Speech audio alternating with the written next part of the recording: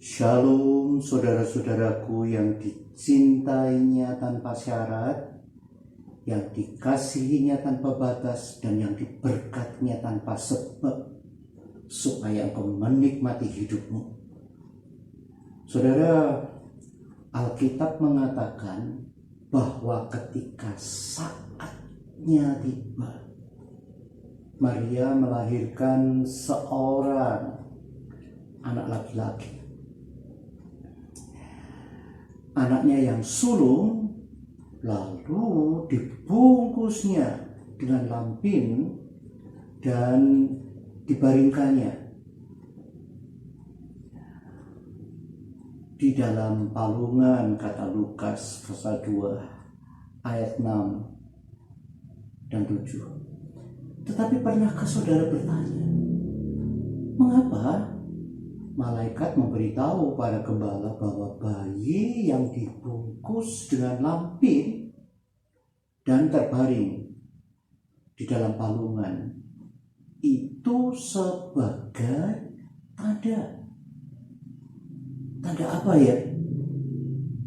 Kalau saudara amati atau melihat kubur Yesus yang kosong di tempat yang disebut Taman Kuburan di Yerusalem, saudara akan melihat tempat di mana tubuh Yesus dibaringkan dalam kuburan yang digali dari bukit batu, menyerupai sebuah palungan dari batu.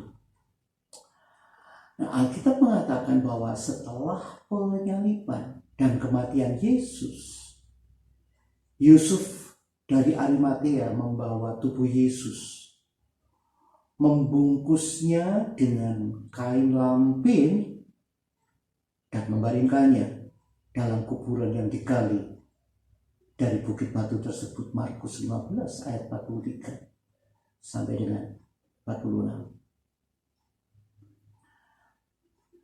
Dapatkah saudara melihat kesamaannya?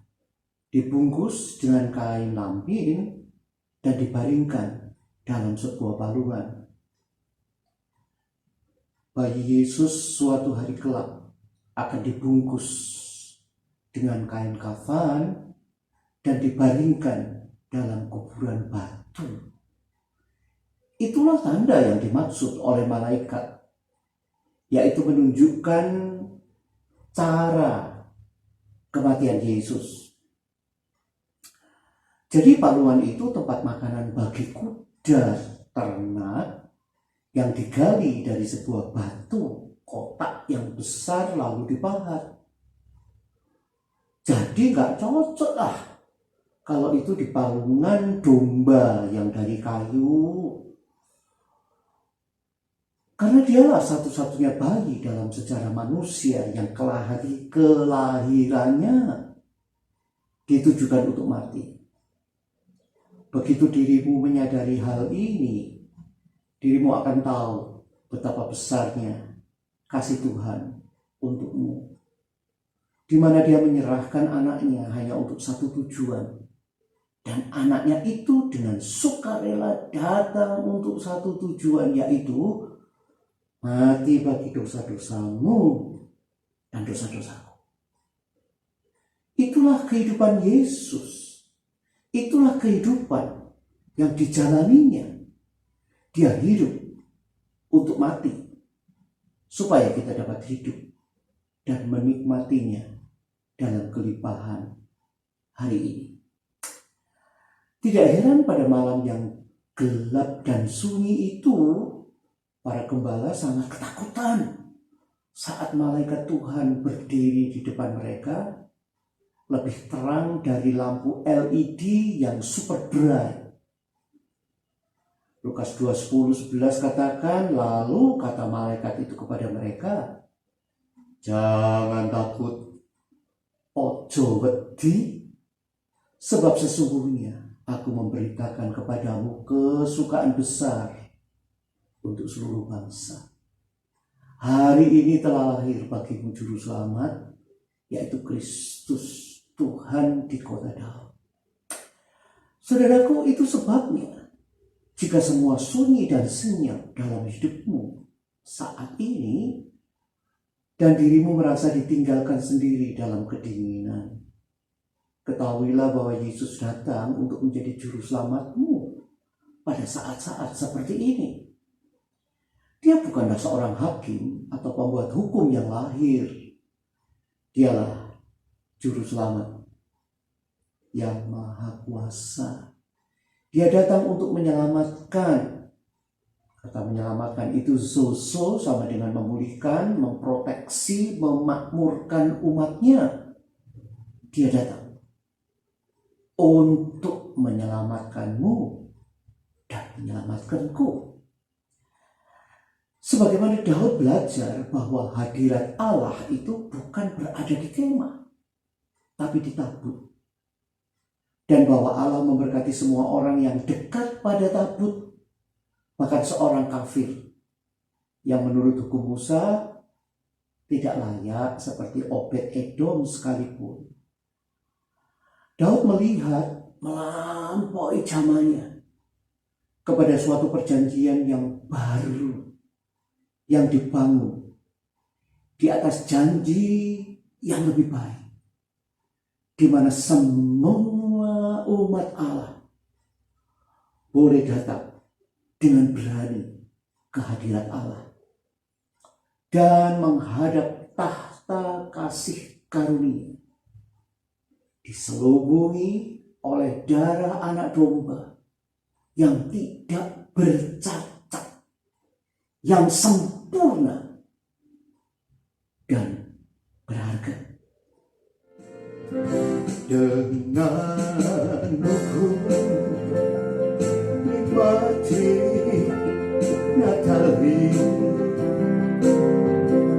jadi berarti, sebab kau nyatakan diri membuatku terpana dengan kebaikannya. Semua itu karena anugerah. Kau mau tinggal di dalam hidupku, mau menghidupi hidupmu lewatku, bahkan semua kebaikanmu terwujud melaluiku, tanpa adil apapun dariku.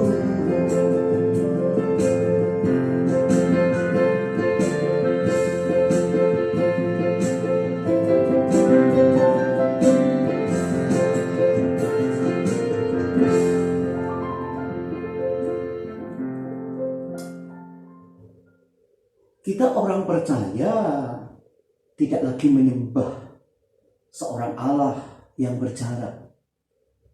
Kita menyembah Allah yang hidup. Karena Kristus hidup di dalam kita, kita sedang menyembahnya dalam pondok Daud, di mana hadirat Allah selalu ada dimanapun kita berada. Kita adalah bait Roh Kudus dan Allah berdiam di dalam kita. 2 Korintus 6 ayat 19. Sebagaimana di zaman Daud, berkat ada di tabutnya, bukan di kemahnya. Berkat yang kita terima bukan karena kita, tapi karena Dia yang tinggal di dalam kita. Berkatnya tidak bergantung pada betapa baiknya kita atau betapa kudusnya kita, tetapi pada betapa baik dan kudusnya Dia. Seperti Amos katakan, supaya sisa-sisa bangsa Edom dan segala bangsa kusebut milikku. Nah, saat Petrus menyebut kita sebagai imamat yang rajani, ia bicara sebagai batu yang hidup, yang dibangun oleh Yesus sang batu penjuru dalam bangunan rumah Allah. Petrus bicara pada kita sebagai batu yang hidup, yang menyusun bangunan di mana Allah berdiam. Paulus menyebut kita bait Allah, tempat berdiamnya Roh Kudus. Kita tidak berada di pelataran. Kita tidak berada di ruang kudus. Kita ini adalah ruang Maha Kudus, tempat bersemayamnya Roh Kudus. Itu sebabnya banyak orang percaya saat ini yang hidup dalam ketakutan dan penghukuman. Cara mereka mendekati Allah sama seperti cara orang Lewi. Mereka terus menghitung dosanya dan mengakui dosanya itu terus menerus, seolah darah Yesus tidak mampu menghapus dosa itu. Mereka pikir mereka melayani Allah yang bersemayam di gereja. Dan mereka pikir dirinya tidak cukup kudus untuk mendekatinya tanpa mengaku dosa lebih dulu. Padahal dengan melakukan itu mereka menumpukan penghakiman atas dirinya sendiri. Saudara tidak berada di keimaman Lewi yang sudah mati.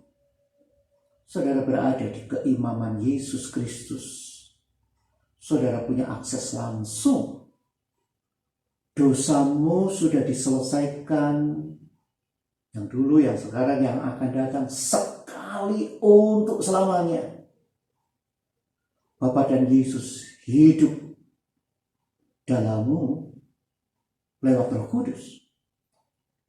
Nah, perhatikan ini. Sebab dalam Kristuslah berdiam seluruh kepenuhan, kealahan dalam bentuk tubuh jasmania. Dan dalam Kristus kamu telah dijadikan penuh. Dialah kepala semua pemerintah dan penguasa, kata Kolose 2 ayat 9-10. Terjemahan NIV. Jadi jangan lagi bermental seperti orang Lewi atau melayani dia seperti orang Lewi. Sebaliknya bersukacitalah bahwa saudara membawa dia di dalammu. Saudara dan dia tidak terpisahkan. Dia hidup di dalammu dan di dalamku. Itulah sebabnya saat saudara menaruh tangan atas orang sakit, tidak katakan Yesus sembuhkan. Penyakit apapun itu, kanker, diabetes, segala hal yang mematikan. Minggat pergi dan mereka akan sembuh. Itulah sebabnya saat saudara menyuruh roh jahat pergi, mereka kabur, mereka terpilih-pilih. Saudara orang benar dan sang raja hidup di dalammu, sehingga saudara diberikan otoritas itu. Tanda-tanda ini akan menyertai orang-orang yang percaya. Mereka akan mengusir setan-setan demi namaku. Mereka akan berbicara dalam bahasa-bahasa yang baru bagi mereka. Mereka akan memegang ular, dan sekalipun mereka minum racun maut, mereka tidak akan mendapat celaka.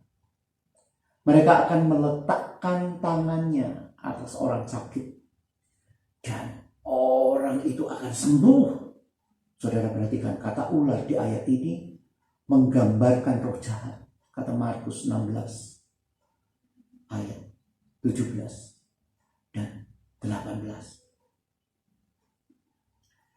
Kerajaan Allah sudah tiba. Dan saat ini ada di dalammu dan di dalam Sang Raja ada di dalam kita. Jadi meskipun dirimu berada pada saat gelap dan dingin yang tertekan dengan pandemi COVID-19 dalam hidupmu, bagaimana dirimu bisa menjadi takut? Tidak mungkinlah. Juru selamat telah datang dan dia sudah menyelamatkanmu. Haleluya.